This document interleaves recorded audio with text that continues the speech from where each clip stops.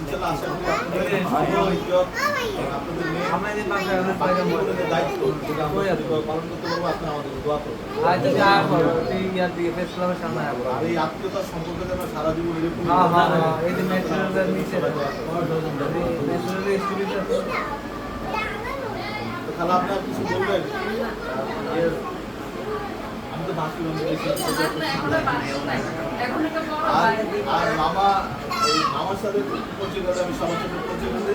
আমাদের মানে খালার আরেক বোনের হাজবেন্ড আমার খালু খালু, আর এটা হলো আমার খালার এবং আমার দুজনের চাচা আমার নানা। আর এটা তো হলো যে মোহন, সে তো তার আলাদা পরিচয় আছে, সে ঘটক আমার মামা। আর বাকিরা তো সবাই পরিচিত, এই যে বাবু মামুন ভাই আমরা সবাই পরিচিত।